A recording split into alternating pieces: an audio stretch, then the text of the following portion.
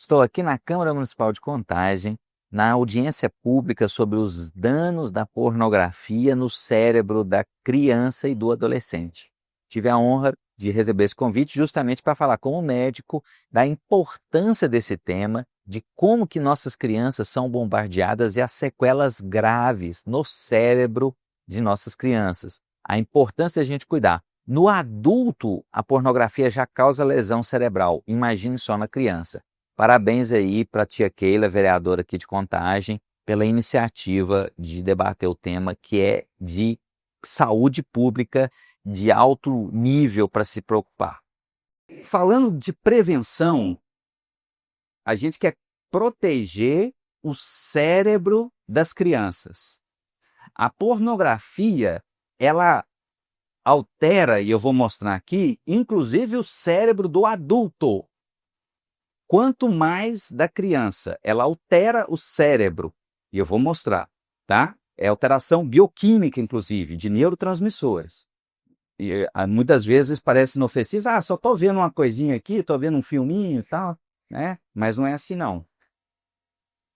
O perigo começa desde cedo, né? Hoje a gente tem uma superexposição digital, que é muito bom, por um lado, mas, por outro, é muito complicado. Para todo mundo, inclusive. Hoje a gente tem uma explosão de informação. Hoje, qualquer coisa que você quer saber de informação, você consegue pelo meio digital, né? Aí, a diferença é como saber utilizar essa informação. A gente tem uma obesidade de informação e já começa desde a criança, quando ela tem uma exposição precoce, né, aos meios digitais, e hoje com um clique você consegue acessar tudo. Uma criança pega no smartphone e tem a capacidade, o acesso facilitado hoje para celulares, é muito importante isso. Eu já tenho um combinado com a minha esposa. Meu menino não vai ter smartphone tão cedo, né? Hoje, infelizmente, as crianças cedem, a gente combina isso para justamente falar, ó, se um começar a ceder, o outro não deixa, né? Justamente porque você está protegendo, né? Na verdade, é literalmente uma droga visual. A pornografia, ela traz alterações, por exemplo, de dopamina, que são semelhantes às alterações de um viciado em droga. É a mesma coisa, você tem as mesmas alterações cerebrais. E aí você vai tendo outras alterações consequentes, que é, por exemplo, a tolerância. A pessoa que usa droga, isso vale para tudo. Você vai usar um remédio, muitas vezes. Primeira vez que você toma, ele dá um efeito. Eu trabalho muito com emagrecimento, né? E tá uma febre aí das canetinhas de emagrecimento, né? Então, vai canetinha. E aí a pessoa começa a usar, dá um efeito muito bom no começo, depois vai falar, não está funcionando, aí tem que usar dose mais alta. Isso aí todos os casos. Então, a droga é assim, a pornografia é assim também. Depois que a pessoa, isso aí vale para o adulto, né, que está usando tanto, ele precisa de mais estímulo para atingir aquele êxtase que antes ele atingia facilmente, com outras coisas, sem precisar disso, né? Então, quanto mais pornografia ela é consumida, mais complicado é você depois reverter. É possível reverter, dá trabalho em alguns casos, mas é possível. O melhor de tudo é prevenir, é não deixar acontecer. E o grau de utilização de pornografia é altíssimo. Tem estatísticas mostrando que entre cristãos, frequentadores de igreja protestante, o índice batia 60% ou mais, tá? Então, ou seja, é muito comum, tá? Então, eu sempre digo, quando eu vou falar aqui de várias doenças, eu falo que tem muitas doenças que são altamente prevalentes. Então, eu falo, olha, quem está me ouvindo aqui provavelmente deve ter um caso de diabetes ou resistência à insulina, tá? Pode ser que você não saiba, mas provavelmente tem alguém aqui me ouvindo que tem isso. Provavelmente tem gente aqui que me ouve que tem problema de hipertensão arterial, né? E também eu falo que tem gente que aqui, provavelmente tem gente que tem problema por causa de consumo de pornografia, tá? É difícil, nós somos muito expostos. O cérebro da criança, ele vai desenvolvendo e ele se desenvolve até os 25 anos de idade. Então, a gente tem que ter um controle muito importante do que esse cérebro está recebendo quando ele ainda não está totalmente maduro. E a gente tem uma coisa muito importante, que é a plasticidade cerebral. A criança, quanto mais jovem é o cérebro, maior é o grau de plasticidade cerebral. O que é isso? O neurônio se adaptar, o neurônio aprender. A gente vê isso, por exemplo, num adulto que tem um AVC, e aí ele para de mexer o braço. Com o tempo, com o tratamento, fisioterapia, um tanto de coisa, ele volta a mexer. Por quê? Plasticidade do neurônio, do cérebro. Que neurônios que não tinham aquela capacidade de fazer aquela função começam a fazer. Tá? Agora, a criança, isso é absurdo.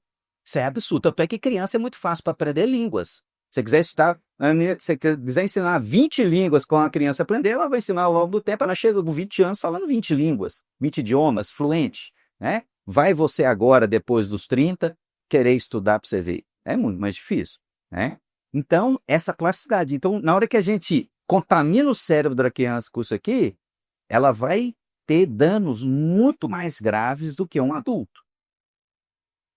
Olha só isso aqui. A intensidade que a gente vê do crescimento da evolução, né, essa epidemia do digital, né, que não, é muito bom, mas olha só, 58% das crianças sabem jogar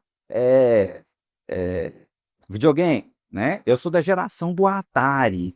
Muita gente nem sabe o que eu estou falando aqui, né? Depois vocês procuram no livro de história. 52% sabe andar de bicicleta, ou seja, sabe muito mais andar de videogame do que bicicleta. 19% já joga com o joguinho de smartphone. Isso crianças com 2 a 5 anos de idade. Né? E 11% sabe amarrar os sapatos. Né? Então, isso aí é estatística, tá? Não peguei isso aí, inclusive uma estatística americana. Então, hoje as crianças têm tanta coisa que muitas vezes ela não sabe, né? Fica o excesso, a obesidade de informação muitas vezes atrapalha. E isso é muito importante a gente preocupar, porque do mesmo jeito que ela tem tanto de acesso, ela pode ter acesso à pornografia, e aí isso altera o sistema de recompensa. A gente tem um sistema de recompensa. Quanto mais você vai alimentando a recompensa de maneira ruim, isso aí vai te atrapalhar. Então, isso vale para tudo, para comida, né? Tem gente que precisa, né? Provavelmente não deve ter ninguém aqui, mas a gente ouve dizer que tem algumas pessoas que quando tem muita ansiedade, assim, precisa de um chocolate, de um doce, né? Recompensa. Provavelmente não tem ninguém aqui com esse problema. Mas, assim, é o problema da recompensa. E aí, isso é bom. Esse sistema de recompensa é um sistema fisiológico nosso que é muito bom. O problema é quando ele é hiperestimulado de maneira patológica. Tá? E aí você tem dependência comportamental, a sua tolerância fica maior a essas doses maiores e a redução da sensibilidade. Né? E aí, com essas alterações, eu vou ter sérios problemas emocionais e psiquiátricos. Alterações comportamentais, agressividade, insônia, impactos no relacionamento, dificuldade, né, de relacionamento interpessoal, isolamento, déficit de atenção e hiperatividade, né, que hoje é TDAH, né, é extremamente comum. Autismo, gente, eu fiquei 6 anos na faculdade que mais era famosa pela cadeira de pediatria. Gente, eu tive uma carga muito alta, eu não sou pediatra, mas eu estudei muita pediatria porque na faculdade a gente tinha muita aula de pediatria. Eu nunca vi uma criança autista. Nunca vi.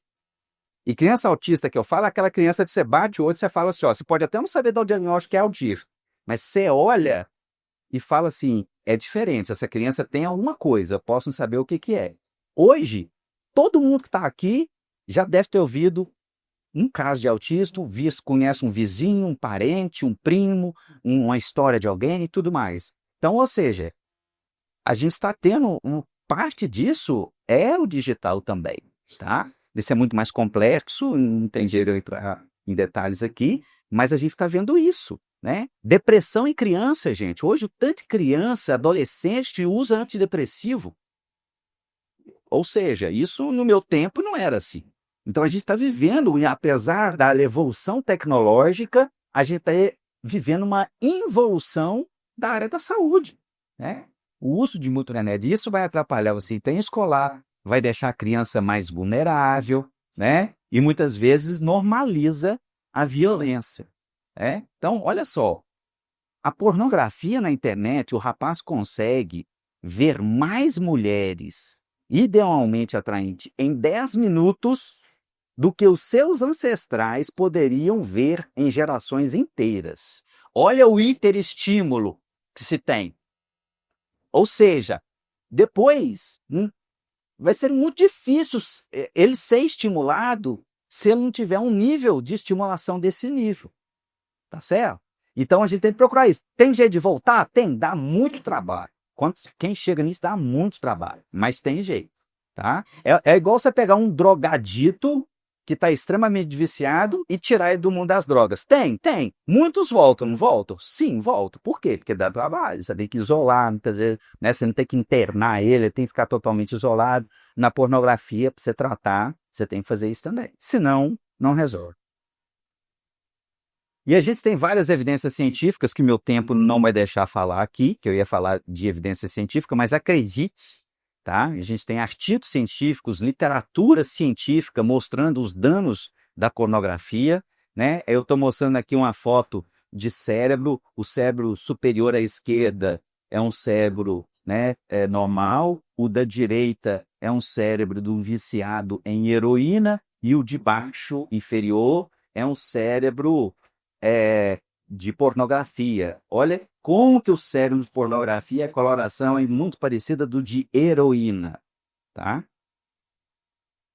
A gente vê outro exemplo também aqui, não precisa entender, mas você pode ver que a parte de cima está parecido, são cérebros saudáveis, e o de baixo, quem tem convulsão por uso de pornografia. Olha como é que a coloração é diferente. Você tem alterações cerebrais por causa do consumo de pornografia. Se isso acontece num adulto, imagina a gravidade numa criança, como a tia Pela falou aqui, a partir dos 10 anos. A gente tem que aprender na vida a ter domínio próprio. Isso vale para tudo, tá? Vale para pornografia como tudo na vida. Quem é casado aqui, eu tenho 20 anos de casado, eu trabalho com o Ministério de Casais e Família, né? Então, você tem que ter domínio próprio, se você quer manter seu casamento. Eu tenho uma frase que eu estou publicando um livro agora, pela Editora Vida, fazendo um merchan aqui, e nesse livro eu falo o seguinte: emagrecimento é igual casamento. É difícil conseguir um bom, mas o mais difícil mesmo é manter. E para você manter o casamento e para você manter o emagrecimento, você tem que ter domínio próprio. Você tem que olhar para o gato e falar assim: não, mas ele é meu inimigo, mas eu não posso ir lá comer ele. Você vai olhar para o pudim e falar: não vou comer. É difícil. Domínio próprio é difícil. Mas é bíblico. É bíblico. Provérbio: melhor é um homem paciente do que um guerreiro. Mais vale controlar o seu espírito do que conquistar uma cidade. Você se dominar, o homem que se domina, ele é maior do que um homem que conquista uma cidade, né? Então, o homem é escravo daquilo que o domina. Então, se eu sou dominado pela pornografia, eu sou escravo da pornografia. Se eu sou dominado pela comida, eu sou escravo da comida. Se eu sou dominado pelo tabagismo, eu sou escravo do tabagismo. E por aí vai. Aqui, né, mostrando o tanto que é a pornografia.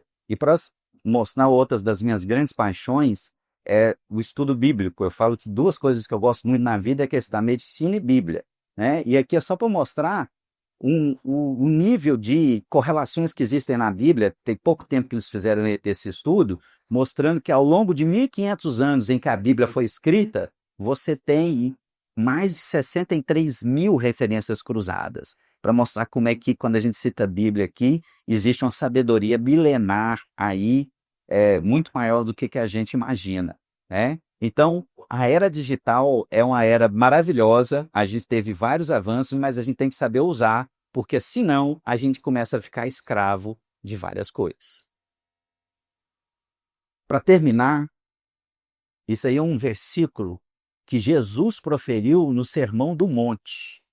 E ele vira e fala o seguinte: se o teu olho te faz pecar, arranca-o. Essa imagem é até bem impressionante, né? Mas Jesus está usando uma hipérbole aí justamente para mostrar o seguinte: não é para você arrancar o olho com a faca, né? Ele está querendo dizer o seguinte: fala, olha, se tem uma coisa que vai te atrapalhar, acabe com aquela coisa. Não deixe um mal menor impedir você de ter um benefício maior, e aí você vai perder aquele benefício por causa de uma coisa pequena, né? Então, melhor você entrar no reino dos céus sem um olho do que ir para o inferno com os dois olhos. Mas é para mostrar o seguinte: o que você vê de dificuldade, tem que tirar. Nós temos que arrancar essa pornografia, essa exposição de pornografia das crianças. Agora, isso só vai funcionar se a gente arrancar de verdade. E isso vai dar trabalho. Muito obrigado, que Deus abençoe.